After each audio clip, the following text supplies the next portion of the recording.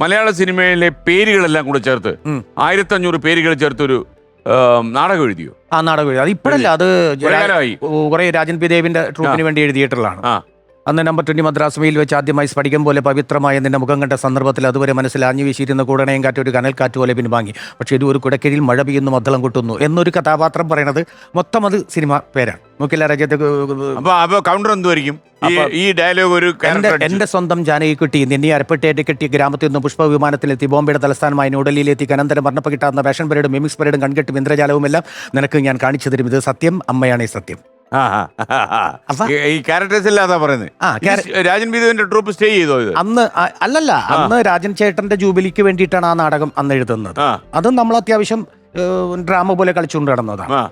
അത് അന്നത്തെ ഒരു ആഗ്രഹം, അങ്ങനെ ഒരു സംഭവം എഴുതണമെന്ന്, അങ്ങനെ എഴുതിയതാ. പിന്നെ ഏതാ ഇതുപോലെ സാജൻ ഭാഷ വെച്ച് കളിച്ചത്? ഭാഷ വെച്ച് പിന്നെ ഞാൻ പഴഞ്ചൊല്ലു കൊണ്ട് ഡ്രാമ എഴുതിയിട്ടുണ്ട്. ഒരു 1600 പഴഞ്ചൊല്ല്. സാജൻ വെട്ടമാണിയൊക്കെ പഠിച്ച ആളാണോ? അല്ല, പഴഞ്ചൊല്ലിനകത്തൊരു പതിരില്ല. കാര്യം അതിനകത്തൊരു കതിരുണ്ടെന്ന് വിശ്വസിക്കുന്നവനാണ്. അതിനകത്തൊരു മർമ്മമുണ്ട്. പഴഞ്ചൊല്ലിൽ പതിരില്ല, അതിലുള്ളത് കതിര് മാത്രമാണ്. അതിലൊക്കെ ഈ ചെറിയ വാക്കുകളാണെങ്കിലും അതിനൊക്കെ വലിയൊരു അർത്ഥമുണ്ട്. പിന്നെ തീർച്ചയായിട്ടും എനിക്ക് കുട്ടിക്കാലം എന്ന് പറയാൻ പറ്റില്ല, ഒരു ചിലപ്പോൾ ഡിഗ്രി കാലത്തിലൊക്കെ എനിക്കൊരു അനുഭവം ഉണ്ടായിരുന്നു. ഞാൻ ഇവിടുന്ന് ഒരു വെട്ടമാണിയുടെ ഒരു പുസ്തകം സംഘടിപ്പിച്ച് വീട്ടിൽ കൊണ്ടുവച്ചു. ഈ പഴഞ്ചൊല്ലൊക്കെ വായിച്ചു നോക്കണമല്ലോ എന്ന് വിചാരിച്ച് എൻ്റെ അനിയൻ അതെടുത്ത് വെച്ച് പഠിച്ച്. പിന്നെ എന്ത് പറഞ്ഞാലും അവൻ്റെ മറുപടി ഉണ്ട്. സാധനം അറിയാമല്ലോ, പഴഞ്ചൊല്ലി വെച്ചൊരു മറുപടി പറഞ്ഞാൽ തിരിച്ചു പറയാൻ പാടാ. ഭയങ്കര ശല്യമായി, ന്യൂസൻസായി. എന്ത് പറഞ്ഞാലും ഒരു മറുപടി ഉണ്ട്. അവസാനം ഞാനും ഇതിൽ നിന്ന് പഠിച്ചു ഇവനെ കൗണ്ടർ ചെയ്യാൻ വേണ്ടി. വെട്ടമാണിയുടെ ഇപ്പം പിള്ളേർക്ക് ഇപ്പം വെട്ടമാണിയുടെ പുസ്തകം ഒന്നും അറിയത്തില്ലായിരിക്കും, എന്നാലും നമ്മൾ പറയണമല്ലോ അതൊക്കെ അല്ലേ. ചേട്ടനൊരു മോനുണ്ടല്ലോ എന്നൊക്കെ നമ്മൾ പറയൂലേ. അപ്പം അവനുണ്ട്, അവനിപ്പോ എന്ത് ചെയ്യുന്നത്, അവൻ മത്ത കുത്തിയ കുമ്പളം മുളക്കോടാ അങ്ങനെയൊക്കെ കൗണ്ടർ അടിക്കാൻ ഭയങ്കര പാടായിരുന്നു അല്ലേ. അത് അതിന്റെ സന്ദർഭത്തിൽ അത് വെച്ച് തന്നെ നമുക്ക് സംസാരിക്കാം എന്ന് പറഞ്ഞ ആ സമയത്തൊക്കെ ഞാൻ അത്തരം കാര്യങ്ങൾ ചെയ്തിട്ടുണ്ട്. പ്രതിഭ ഈ വിദേശ നാടുകളിലൊക്കെ ഒരുപാട് പോയിട്ടുണ്ടല്ലോ. അപ്പോൾ ഈ യാത്രകൾക്കിടയിൽ ഒരുപാട് അമ്മിളികൾ പറ്റും. പ്രത്യേകിച്ച് എയർപോർട്ടൊക്കെ കടന്നു പോകണം. ഈ അമേരിക്കയിൽ പോയപ്പോൾ പ്രദീപിന് അത്യാവശ്യം കുഴപ്പമില്ലാത്ത അമളി പറ്റിയെന്ന് പറഞ്ഞു. സാറേ അത് ശരിക്കേ ഈ അമേരിക്കയിൽ പോവാന്ന് പറഞ്ഞത് എൻ്റെ ഒരു സ്വപ്നമായിരുന്നു. അങ്ങനെ കുറെ അമേരിക്ക എന്താണെന്ന് അറിയില്ല എനിക്ക്. അമേരിക്ക കാരണം കുറെ സ്ഥലത്ത് പോയിട്ടുണ്ടെങ്കിലും അമേരിക്കയിലേക്ക് കിടക്കാൻ പറ്റിയിട്ടില്ല. ഞാൻ ഈ വ്യത്യസ്തനാമ ഒരു ബാർബറാം ബാലനൊക്കെ പാടി കത്ത് നിൽക്കുന്ന സമയത്ത് പോലും ഞാൻ പോയിട്ടില്ല. അപ്പൊ എനിക്കൊരു ഭയങ്കര ആഗ്രഹം ഇത് എങ്ങനെയെങ്കിലും പോകണം എന്നൊക്കെ പറഞ്ഞു. ആ സമയത്താണ് കൊറോണയ്ക്ക് ജസ്റ്റ് മുമ്പായിട്ട് ഞങ്ങളൊരു ഷോ പ്ലാൻ ചെയ്തു. ഒരു അച്ചായനൊരു ഷോ പ്ലാൻ ചെയ്തു. അപ്പോൾ ഞങ്ങൾ എല്ലാവരും കൂടി പോകുന്നതിനകത്ത് ഇങ്ങനെ കുറേ നടന്മാരൊക്കെ ഉണ്ട്. ഇങ്ങനെ ഒരുപാട് നടന്മാരും അത്യാവശ്യം നടിമാരും അങ്ങനെ കുറേ ആളുകളുണ്ട്. ഒരു 10-20 പേരോളം ആ ട്രിപ്പിലുണ്ടായിരുന്നു. അപ്പോൾ ആ ട്രിപ്പ് നടക്കും, കാരണം ഇവരൊക്കെ ഉള്ളത് കൊണ്ട് മിക്കവാറും എൻ്റെ ആഗ്രഹം സഫലമാകുമെന്ന് തന്നെ ഞാൻ വിചാരിച്ചു. അങ്ങനെ ഞങ്ങൾ അമേരിക്കൻ കോൺസുലേറ്റിൽ ചെന്നൈയിൽ ചെന്നിട്ട് സായിപ്പിൻ്റെ അടുത്ത് കൊണ്ടുപോയിട്ട് പാസ്പോർട്ട് കൊടുക്കുകയാണ്. അപ്പോൾ പാസ്പോർട്ട് കൊടുക്കാൻ വേണ്ടി നിൽക്കുന്ന നടൻ ഒരു പ്രധാനപ്പെട്ട മലയാളത്തിലെ ഒരു പ്രധാനപ്പെട്ട നടനാണ്. അദ്ദേഹം പാസ്പോർട്ട് കൊടുത്തപ്പോൾ സായിപ്പ് ഇങ്ങനെ പാസ്പോർട്ട് മേടിച്ചിട്ട്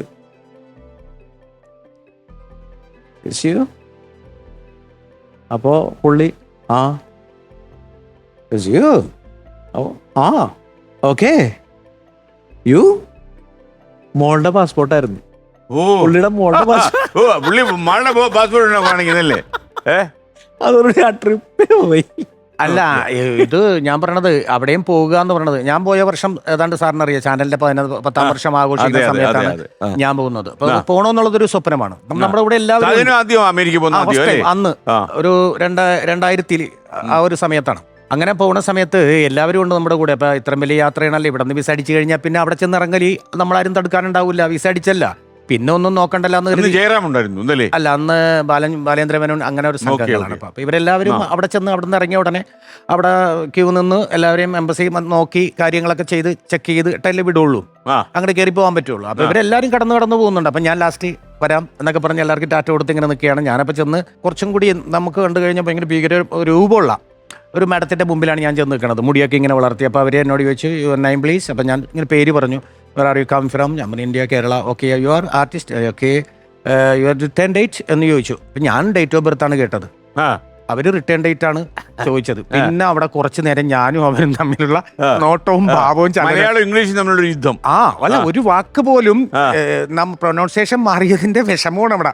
പോകേണ്ടവരെയൊക്കെ പറഞ്ഞു വിടുകയും ചെയ്തു. ഞാൻ ഒറ്റപ്പെട്ട് അവിടെ നിൽക്കുകയും ചെയ്ത്. കണ്ണീന്നാണെങ്കിൽ അസുരഗണങ്ങൾ ഇങ്ങനെ പൊലിഞ്ഞു നിൽക്കണം. എന്ത് പറഞ്ഞു മനസ്സിലാക്കും? കമോൺ എന്നും പറഞ്ഞ് എന്നെ കൊണ്ടുപോയി വേറൊരാളുടെ മുമ്പിൽ ചെന്നപ്പോൾ അവരുടെ പ്രൊനൗൺസിയേഷൻ എനിക്ക് ഇഷ്ടമായി.